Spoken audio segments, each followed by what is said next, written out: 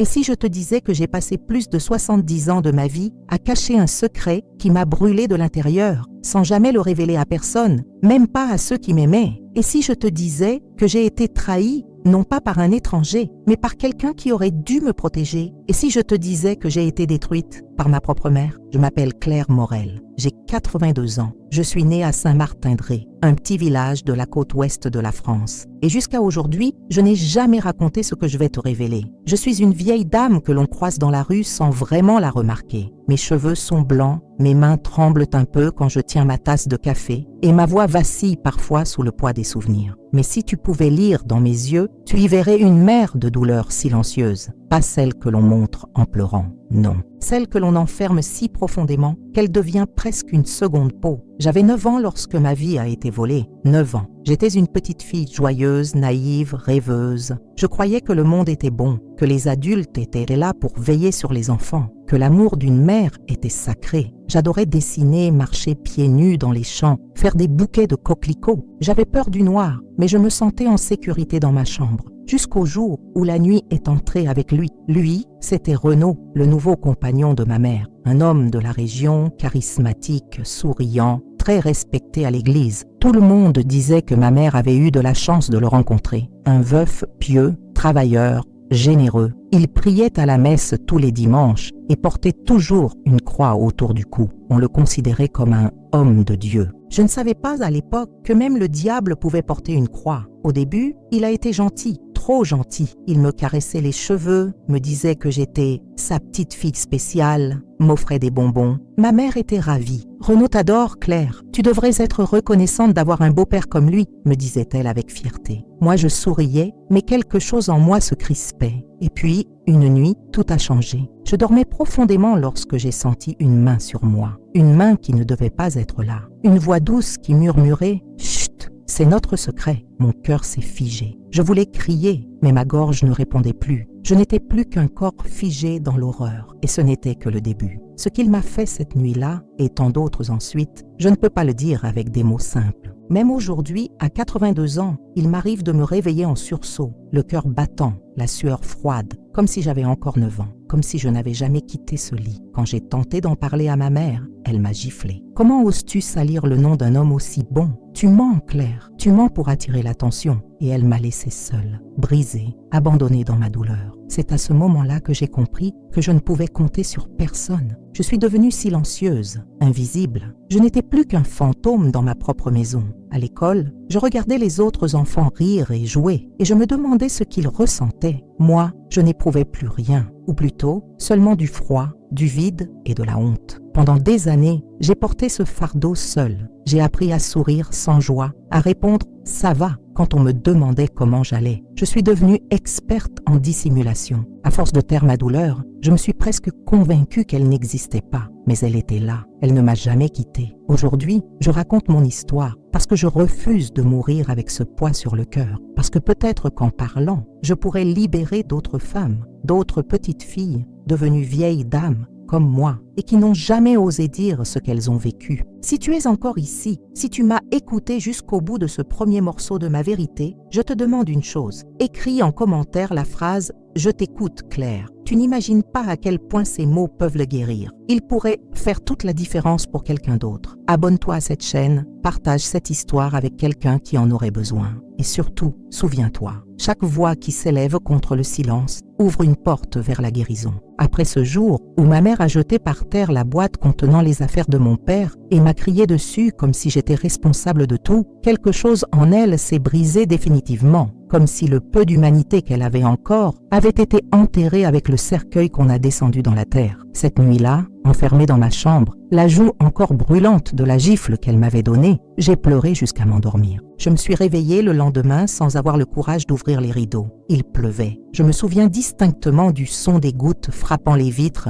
et de la façon dont ce bruit couvrait les cris de ma mère dans la cuisine. Elle criait seule, contre le vide, ou peut-être contre elle-même. À partir de ce moment, elle a cessé d'être une mère. Elle est devenue une gardienne, une surveillante amère, dure, froide, elle ne me touchait plus, elle ne me regardait plus. Et quand elle me parlait, c'était pour me donner des ordres ou pour me rappeler que tout ça était ma faute. Renaud, lui, a disparu pendant quelques semaines. J'ai pensé, bêtement, qu'il avait été puni, que Dieu avait entendu mes prières. Mais il est revenu, encore plus fort, encore plus rusé. Il savait désormais que ma mère ne le croirait jamais coupable, qu'il pouvait faire ce qu'il voulait. Et il l'a fait. Je ne vais pas entrer dans les détails ici. Pas parce que je veux les cacher, mais parce que je refuse de leur donner plus de place qu'ils n'en ont déjà prise dans ma mémoire. Disons seulement que mon corps est devenu un objet, une chose qu'on utilise, un réceptacle de violence, de plaisir dégoûtant, de domination. Ma mère le savait, bien sûr qu'elle le savait. Il y a des silences qui crient plus fort que n'importe quel mot, et le sien était assourdissant. Parfois, j'entendais Renaud refermer la porte de ma chambre, et quelques secondes plus tard, ma mère montait le volume de la radio dans la cuisine. Elle mettait toujours la même chanson, « Ne me quitte pas »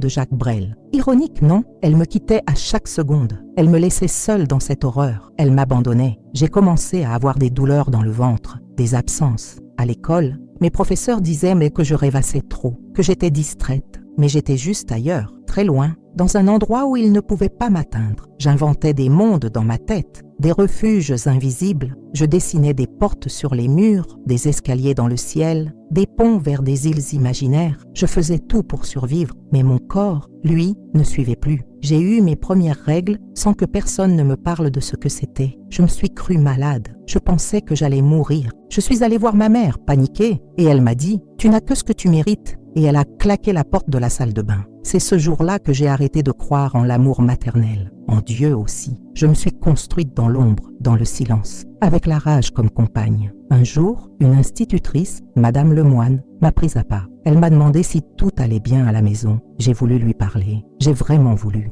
Mais j'ai pensé à ma mère, à ce qu'elle ferait si elle apprenait que j'avais parlé. J'ai baissé la tête et j'ai dit « Oui, tout va bien, madame ». Madame Lemoine m'a regardé longtemps et elle a compris, mais elle n'a rien fait. Elle m'a juste caressé l'épaule et m'a dit « Tu es une fille courageuse, Claire ». Et moi, à l'intérieur, je me suis effondrée. Je voulais qu'on me sauve. Je hurlais en silence, mais personne ne venait. Les années ont passé. Je suis devenue adolescente. Mon corps changeait, mais je le détestais. Chaque courbe était une menace. Chaque regard sur moi était une agression. Je marchais les épaules baissées, les bras croisés sur la poitrine. Je voulais disparaître. Renaud continuait. Ma mère l'encourageait par son mutisme. Et moi, je mourais un peu plus chaque jour. Un matin, je me suis regardée dans le miroir et je ne me suis pas reconnue. J'avais 15 ans, des cernes, des yeux vides, une peau grise. J'ai murmuré « Tu n'es plus une enfant ». Et j'ai compris que si je ne faisais rien, je n'aurais jamais d'avenir, que je resterais prisonnière à jamais. C'est ce jour-là que j'ai commencé à rêver de partir. Mais comment fuir quand on n'a rien, quand on n'a personne, quand on est une fille sans voix, sans soutien, sans espoir? Je ne le savais pas encore, mais ce rêve allait grandir. Et un jour, il m'aiderait à me libérer. Je suis restée des années dans cette maison sans jamais réellement vivre. Je respirais,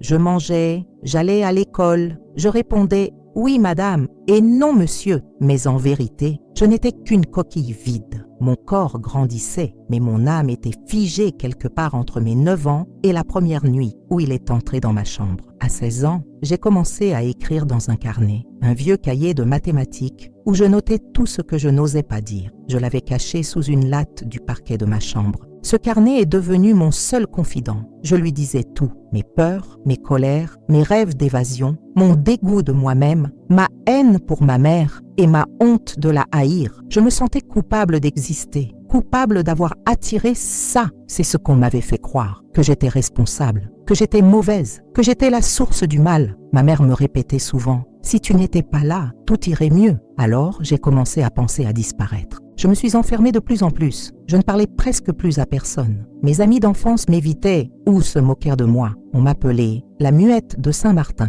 J'étais devenue une rumeur, une silhouette qu'on aperçoit à la fenêtre, un fantôme qui traverse les couloirs du lycée. Et lui, Renaud, continuait. De plus en plus violemment, de plus en plus souvent. Je me rappelle d'un soir en particulier, j'avais 17 ans. Il faisait froid, il pleuvait, et ma mère était sortie à une réunion de l'église. Je savais que j'étais seule avec lui, et je savais ce qui allait se passer. Alors j'ai tenté quelque chose de fou. Je me suis enfermée dans la salle de bain, et j'ai poussé un meuble contre la porte. Je suis restée là pendant des heures, en pleurant, en suppliant Dieu de m'ôter la vie. Quand ma mère est rentrée, elle m'a trouvé recroquevillée par terre. Elle m'a regardée, a secoué la tête et a dit « Tu exagères toujours ». C'est ce jour-là que j'ai compris que je n'avais plus de mère. Quelques semaines plus tard, mon corps a changé encore. J'avais des nausées, des vertiges, je ne comprenais pas. Et puis un jour, au marché, une vieille femme du village m'a regardée et m'a dit « Tu es enceinte, ma petite ». Je me suis sentie glacée. Je suis rentrée en courant. J'ai vomi dans le jardin. J'ai pleuré. J'ai crié. Et pour la première fois de ma vie, j'ai affronté ma mère. « Je suis enceinte », lui ai-je dit. « Tu sais très bien de qui ?» Elle m'a giflé. Elle m'a traité de menteuse, de dévergondée, de honte pour la maison. Puis elle a couru vers Renaud. Et tu sais ce qu'il a fait? Il a pleuré. Oui, il s'est mis à genoux et il a pleuré, en disant que je le tentais, que c'était moi qui l'avais provoqué. Et ma mère l'a cru. Elle m'a traîné jusqu'à la cave.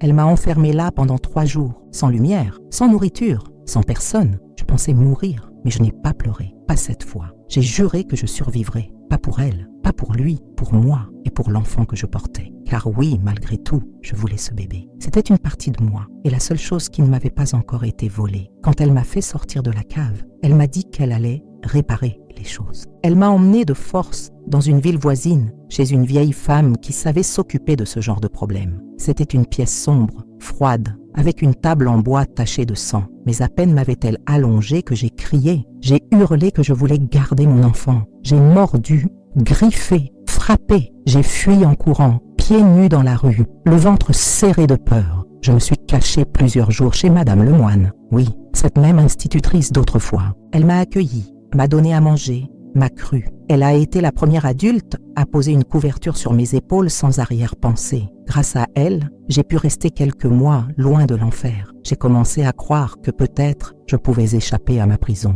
Mais le monde est cruel avec les filles comme moi. Un soir, ma mère est venue, accompagnée d'un gendarme. Elle avait porté plainte pour fugue et tentative d'infanticide. J'ai été ramenée de force à Saint-Martin. Et cette fois, j'ai compris qu'il n'y aurait pas de fuite facile. Pas pour moi. Si tu as eu la force de lire tout ce bloc, laisse-moi un commentaire avec la phrase « Je ne te lâche pas, Claire. Ta présence peut devenir un refuge pour d'autres comme moi. » Et abonne-toi pour ne pas manquer la suite de cette histoire. Chaque partage, chaque mot peut être une délivrance. Quand je suis retournée chez ma mère, mon ventre avait déjà commencé à s'arrondir. Elle ne m'a pas adressé un mot, pas un seul. Elle m'a regardée comme si j'étais une étrangère, ou pire, comme si j'étais un animal malade qu'on doit tolérer quelque temps avant de l'abattre. Le silence dans cette maison était plus cruel que les cris. Elle n'a rien dit, mais a imposé ses règles. Je n'avais plus le droit de sortir seule, plus le droit d'aller à l'école, plus le droit de parler à quiconque. Et surtout, je n'avais pas le droit de dire à qui était l'enfant. Dans le village, elle racontait que j'avais été séduite par un garçon de passage. Elle disait que j'étais naïve, que j'avais honte de dire la vérité. Et les gens la croyaient, parce que les mères ne mentent pas, n'est-ce pas? Renaud, lui, avait soudainement trouvé la foi. Il allait tous les dimanches à l'église, participait aux lectures, aidait les pauvres. Il avait convaincu tout le monde qu'il était un homme changé. Il osait même me saluer devant les autres, comme un cousin bienveillant. Ce jeu de dupe me donnait la nausée. Mon ventre grossissait et avec lui, la peur. Je passais mes journées enfermée dans ma chambre à écouter le monde tourner sans moi. J'entendais les cloches, les pas dans la rue, les rires des enfants et je me demandais si mon bébé connaîtrait un jour la lumière du dehors. J'ai accouché seule, ou presque. Ma mère avait appelé une vieille sage-femme du village, une femme sèche et muette qui n'a même pas prononcé mon nom. Je me souviens de la douleur. Je me souviens du froid sur mes jambes, de l'odeur du sang, de la sensation que mon corps allait se fendre en deux. Mais je me souviens surtout du moment où j'ai entendu son cri. Ce petit cri, léger, fragile. Mon enfant, mon fils. Oui, c'était un garçon. Je l'ai regardé et j'ai su, quoi qu'il arrive, je l'aimerais. Pour lui, pour moi, pour la petite fille en moi que personne n'avait jamais protégée. Mais cette nuit-là, ma mère est entrée dans ma chambre avec un regard dur. Elle a dit « Tu ne t'attacheras pas à lui, ce n'est pas un vrai enfant, c'est le fruit de la honte. » Je lui ai crié que c'était mon fils, que personne ne me l'enlèverait. Elle m'a giflé et elle m'a laissé là, avec le visage en feu, le cœur en miettes et mon bébé endormi contre ma poitrine. Je l'ai appelé Thomas. Chaque nuit, je le berçais en lui chantant les chansons que je m'inventais, parce que personne ne m'en avait chanté. Je lui parlais de la mer, que je n'avais jamais vue. Je lui disais que le monde pouvait être beau, même si tout me prouvait le contraire. Mais à mesure que les jours passaient, ma mère devenait plus pressante. Elle voulait que je trouve une solution. Un soir, elle est entrée dans la chambre avec un couple qu'elle appelait amis de la famille. Ils n'avaient à moi pas d'enfants. Elle leur a dit que je n'étais pas prête, que c'était mieux pour tout le monde. J'ai senti le sol s'effondrer sous mes pieds. Je me suis agrippée à Thomas. J'ai crié, j'ai hurlé. Je leur ai dit de sortir. Ils ont eu peur et ils sont partis. Ce soir-là, j'ai dormi contre la porte. J'avais 18 ans et j'étais prête à mourir pour ce bébé. Quelques semaines plus tard, ma mère m'a donné un ultimatum. Soit tu le donnes, soit tu pars, mais tu ne restes pas ici avec ça. Ça, elle appelait mon fils ça. Alors j'ai fait mes bagages, une vieille valise en cuir, quelques vêtements, 2 couches propres et mon carnet. Je suis partie au lever du jour sans me retourner. Thomas contre ma poitrine, emmitouflé dans un vieux châle bleu.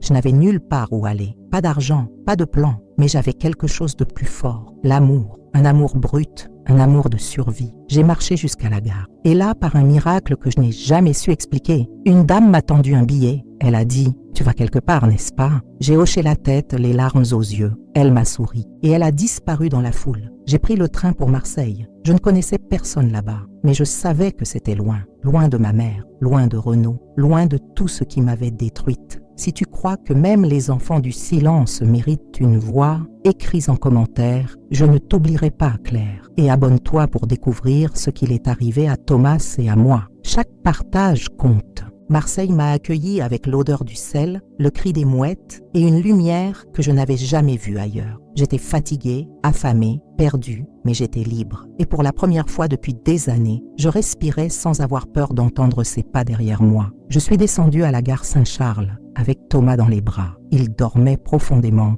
les petites mains serrées contre sa poitrine. J'ai regardé autour de moi. Des gens passaient, pressés, indifférents. Personne ne voyait cette fille de 18 ans avec un bébé et une valise pleine de peur. Je me suis assise sur un banc et j'ai pleuré. Pas de douleur, pas de désespoir. J'ai pleuré de soulagement parce que j'étais loin d'eux, loin de ma mère, loin de Renaud, loin des mensonges. Je ne savais pas ce que demain me réservait, mais je savais une chose, je ne retournerai jamais là-bas. J'ai dormi ma première nuit à la rue, sous un porche, avec Thomas contre moi. Il faisait froid, mais je le gardais au chaud. Je le couvrais, je lui chantais à voix basse, je le rassurais alors qu'il dormait déjà. Il était mon courage, mon ancre, mon avenir. Le lendemain matin, je suis allée frapper à la porte d'un centre d'accueil que j'avais vu sur un panneau. Une femme aux cheveux gris m'a ouvert. Elle s'appelait Madame Céleste et je ne l'oublierai jamais. Elle m'a regardé, elle a regardé Thomas et elle a dit simplement « Entre ». Ce mot « entre », il a résonné comme un miracle. Grâce à elle, j'ai eu un lit, un repas,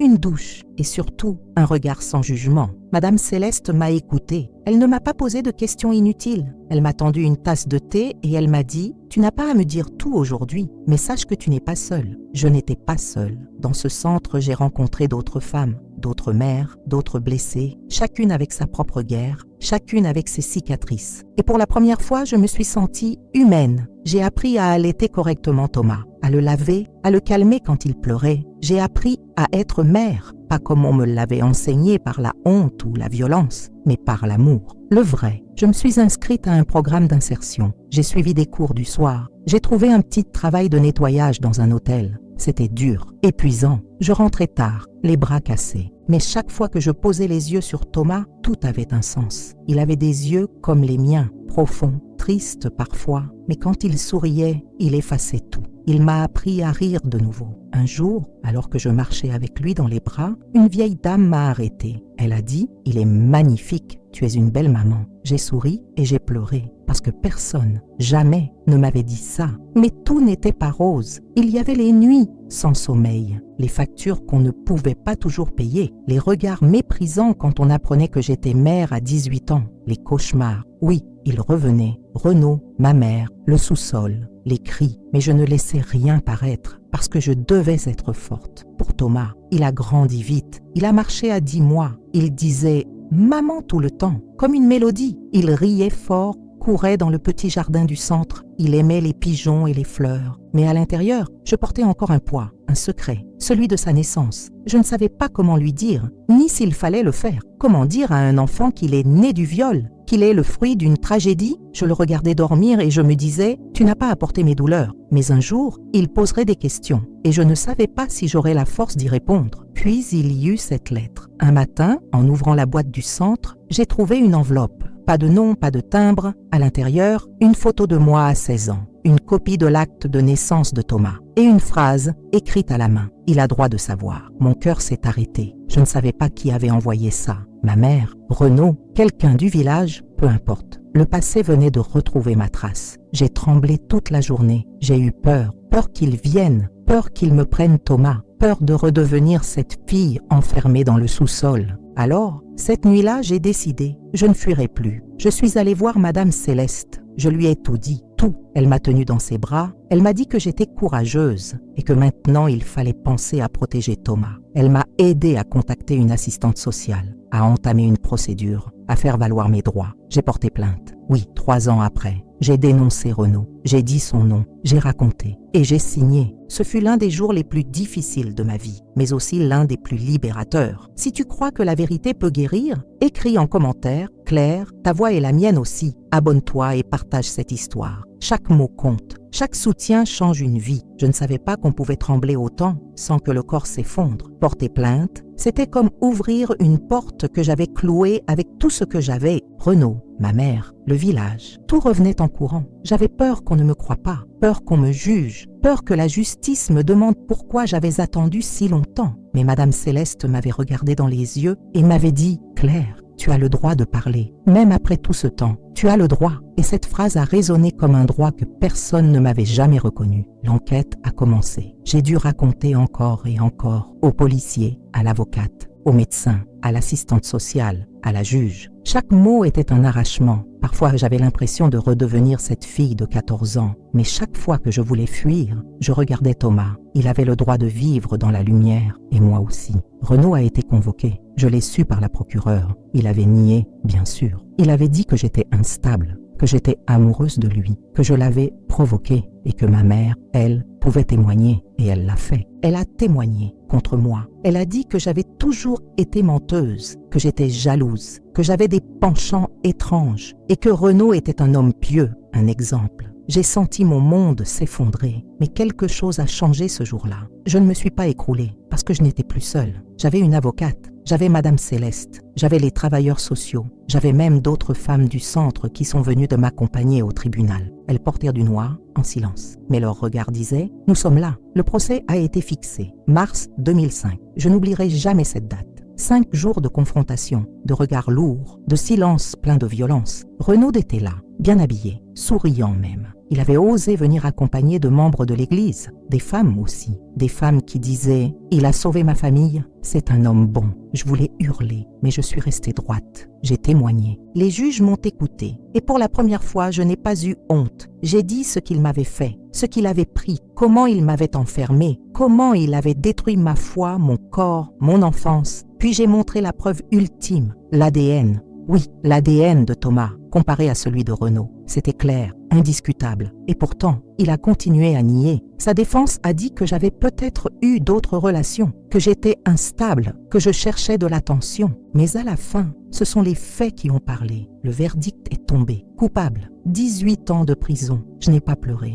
Je n'ai pas souri. Je suis sortie du tribunal, j'ai marché jusqu'à un petit café, j'ai commandé un chocolat chaud et j'ai écrit une lettre à Thomas. Pas pour la lui donner maintenant, mais pour un jour, quand il serait prêt. Quand moi, je le serai aussi. J'ai écrit « Tu es né de la violence, mais tu vis par l'amour. Tu n'es pas son crime. Tu es ma lumière. » Mais tout ne s'est pas arrangé après ça. J'ai reçu des lettres anonymes, des appels, des menaces, des gens de mon village qui me traitaient de menteuse, de détruite, d'hystérique. Même des membres de l'église de Marseille, manipulés par ceux de là-bas, m'ont rejeté. Mais j'ai tenu, parce que je savais que la vérité, même rejetée, même salie, reste la vérité. Et que mon silence avait duré trop longtemps. Thomas avait alors 3 ans. Il grandissait, curieux, intelligent, tendre. Il ne comprenait pas encore tout, mais il savait que maman avait parfois mal au cœur. Et il posait sa petite main sur mon front, comme pour guérir. Je me suis demandé souvent comment lui dire. Puis un soir, il m'a demandé « Maman, pourquoi j'ai pas de papa ?» Je l'ai pris dans mes bras et j'ai répondu « Parce que tu as 2 fois plus d'amour de ta maman. » C'était vrai, mais ce n'était pas tout. Et un jour, je saurais lui dire toute la vérité. Si tu crois que la justice peut exister, même après des années de silence, écris en commentaire « Je crois Claire ». abonne-toi, partage. Que d'autres sachent que c'est possible de survivre et de parler. Après le procès, on m'a proposé de changer d'identité, un programme de protection,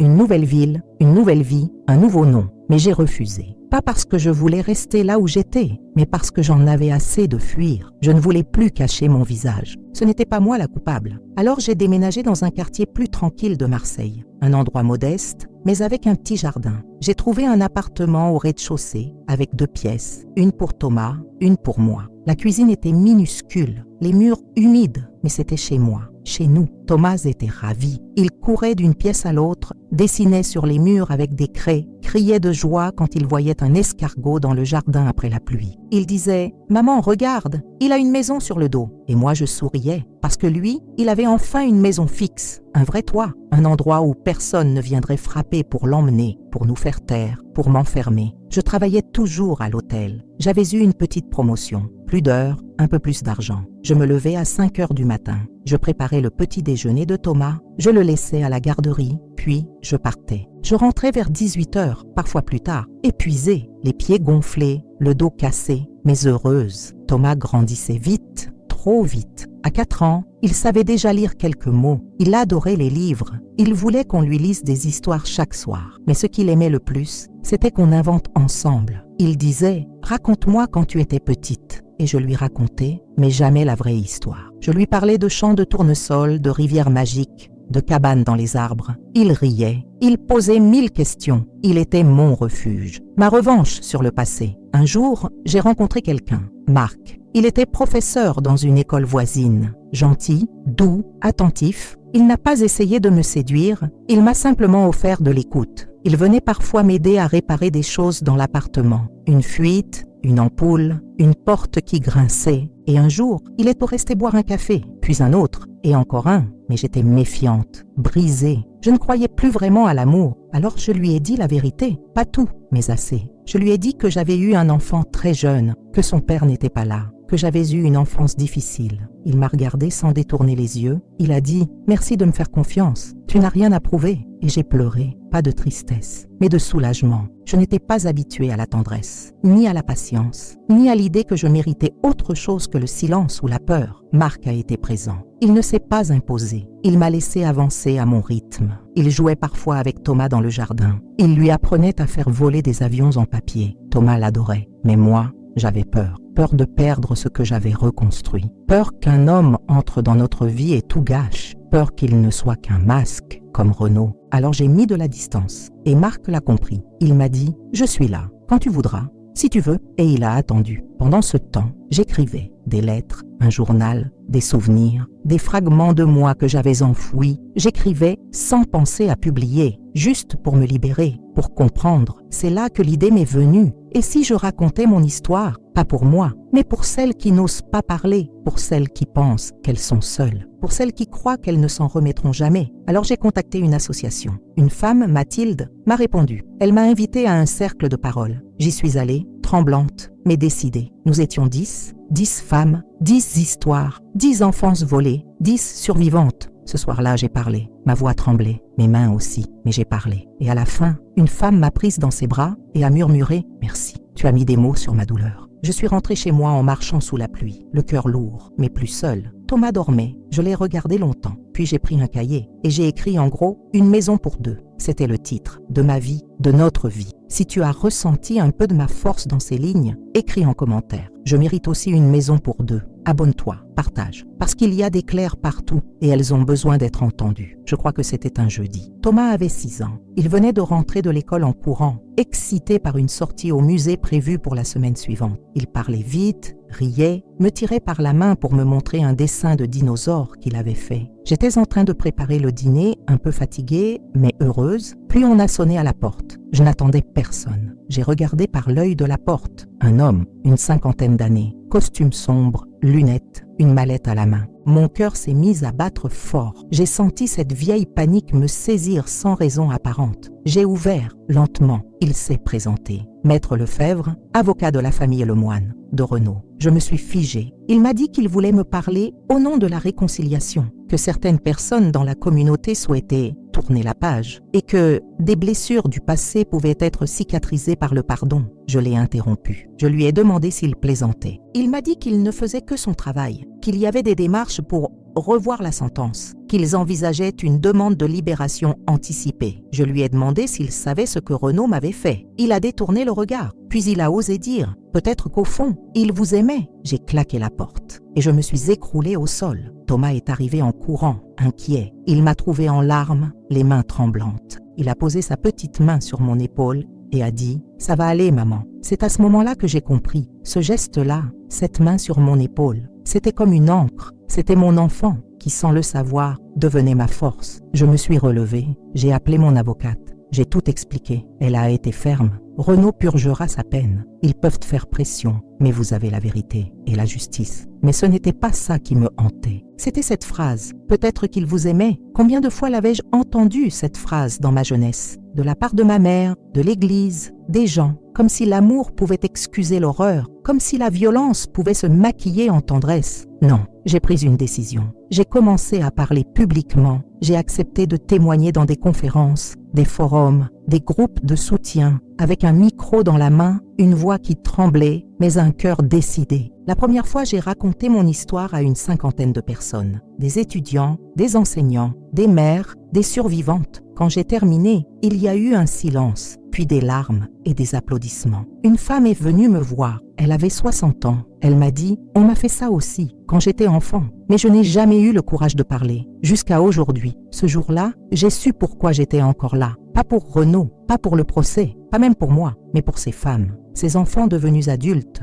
ces silences qui pourrissent l'âme. J'ai écrit un livre avec l'aide de Mathilde de l'association. Il s'appelait « Les silences brûlent ». Il a été lu, partagé, commenté et bien sûr, critiqué aussi. Il y a eu des lettres de haine, des menaces, des gens qui disaient que j'exagérais, que je salissais la foi. Mais il y avait aussi des lettres de gratitude, de survivantes, de filles, de mères, de pères même qui disaient « J'ai ouvert les yeux grâce à vous ». Thomas grandissait. Il savait que j'avais un passé difficile. Il ne connaissait pas encore toute la vérité, mais il sentait. Il me regardait avec ce regard profond, presque adulte. Et un jour, il m'a demandé « Est-ce que je suis comme lui ?» J'ai eu le souffle coupé. Je lui ai répondu « Non, tu es toi, tu es bon, tu es né d'une douleur, mais tu es devenu ma guérison. » Et je le pensais. Marc était toujours là, patient, présent, discret. Il m'envoyait parfois des cartes, des fleurs, un mot glissé dans ma boîte aux lettres. Je pense à toi. Il ne cherchait rien. Il attendait que je sois prête. Et un jour, je l'ai été. Il est venu dîner. Thomas l'a accueilli avec un sourire immense. On a mangé, ri, parlé de tout et de rien. Puis, au moment de partir, Marc a posé sa main sur mon épaule, comme Thomas, ce jour-là. Et j'ai compris. Il ne voulait pas me posséder. Il voulait simplement me dire « Je suis là ». Si tu crois que la douceur peut guérir ce que la violence a détruit, écris en commentaire. Je choisis la douceur. Abonne-toi, partage cette histoire. Car parfois, une seule main posée sur l'épaule peut tout changer. Il m'a fallu des décennies pour comprendre que je passais ma vie à m'excuser. Je m'excusais d'exister. Je m'excusais de respirer trop fort. Je m'excusais de prendre trop de place, de déranger, de parler, de pleurer, de survivre. Je m'excusais d'avoir été violée, comme si c'était ma faute, comme si j'avais attiré ça, comme si mon silence avait signé un contrat. Chaque mot que je prononçais semblait devoir être justifié, chaque sourire mérité, chaque larme dissimulée. Même après le procès, même après la reconnaissance publique, même après les années, j'étais encore cette petite fille brisée qui demandait pardon pour le mal qu'on lui avait fait. Mais un matin, tout a changé. Ce jour-là, j'étais invitée à témoigner dans un lycée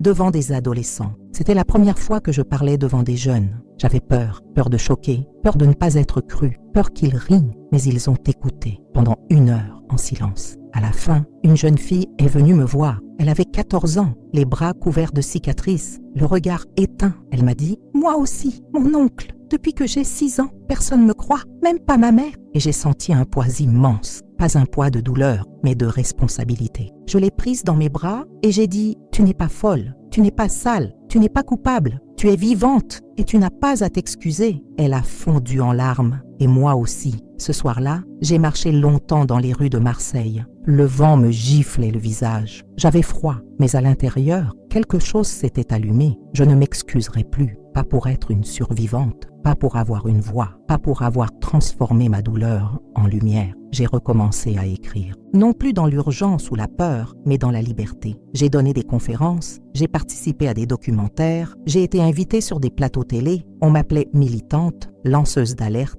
figure du combat contre les violences. Mais moi, je me voyais juste comme une mère, une femme, une voix de plus. Marc et moi, on a emménagé ensemble, pas dans un conte de fées, mais dans une vraie vie, faite de compromis, de tendresse, d'ombre parfois, mais surtout de respect. Thomas avait grandi, il avait 18 ans, il savait tout, il avait lu mes carnets, il m'avait posé 1000 questions et il avait pleuré, et moi aussi. Mais il ne m'a jamais jugé, il m'a dit « Tu es la femme la plus courageuse que je connaisse ». Et ces mots-là, ils valent plus que tous les diplômes, toutes les interviews, toutes les médailles, parce qu'ils venaient de lui. Je ne porte plus les mêmes vêtements, je ne baisse plus les yeux, je parle fort, je ris fort, j'existe fort. Et si ça dérange, tant mieux. Je suis vivante et je suis libre. Si toi aussi tu refuses de t'excuser pour ce que tu es devenu, écris en commentaire. Je n'ai plus honte d'exister. Abonne-toi, commente, partage cette histoire, parce qu'il y a des milliers de clercs en silence et qu'une voix peut réveiller un monde. Je ne dirai jamais que tout s'est arrangé. La vérité, c'est que certaines blessures ne se referment jamais complètement. Elles cessent de saigner peut-être, mais elles laissent des traces, des marques sur le corps, sur l'âme, des souvenirs qui se réveillent parfois sans prévenir, au détour d'un parfum, d'un mot, d'une chanson. Mais aujourd'hui, je vis sans peur, je dors sans sursauter à chaque bruit. Je me regarde dans le miroir et je reconnais la femme que je vois, avec ses rides, avec ses cicatrices, mais aussi avec ses yeux brillants, avec sa force, avec sa paix. Je me lève chaque matin avec l'envie de vivre et non plus seulement de survivre. Je cuisine, je lis, je ris, je prends des cafés en terrasse, je vais au théâtre, je serre mes proches dans mes bras et surtout, je parle. Je continue à raconter mon histoire, non pas pour rester prisonnière du passé, mais pour m'assurer qu'aucune autre petite fille ne reste enfermée dans le silence comme je l'ai été. J'ai créé une fondation. Elle s'appelle Claire comme l'aube. Elle aide les femmes âgées qui n'ont jamais osé parler, celles qu'on oublie, celles qu'on pense trop vieilles pour guérir, trop fragiles pour déranger, trop tard pour être entendues. Mais il n'est jamais trop tard. J'ai rencontré des femmes de 70, 80, 90 ans qui ont mis des mots pour la première fois sur des crimes vieux de toute une vie et chaque mot, chaque larme, chaque soupir qu'elles ont laissé échapper, c'était une pierre qu'on retirait du tombeau de leur silence. Je ne suis pas une sainte, je ne suis pas une héroïne, je suis Claire Morel, 83 ans, de Marseille. Je suis la fille d'une femme brisée, la mère d'un homme libre, la survivante d'un monstre et la voix d'un combat plus grand que moi. J'ai pardonné à ma mère, pas parce qu'elle méritait ce pardon, mais parce que je méritais la paix. J'ai appris que la justice humaine est imparfaite, lente, parfois cruelle, mais la justice intérieure, celle qu'on se rend à soi-même, elle guérit. Je n'ai plus besoin d'avoir peur, ni de mon passé, ni des regards, ni du silence. Je suis vivante et je suis debout. Et si cette histoire a touché ton cœur, si tu es allé jusqu'au bout, alors laisse ton empreinte ici. Écris en commentaire. Moi aussi, je choisis de vivre sans peur. Abonne-toi à cette chaîne. Partage cette histoire avec quelqu'un qui en a besoin. Et souviens-toi, ce témoignage est réel, écrit avec le cœur, et cette vidéo est une création originale inspirée d'un vécu bouleversant. Merci d'avoir écouté jusqu'au bout.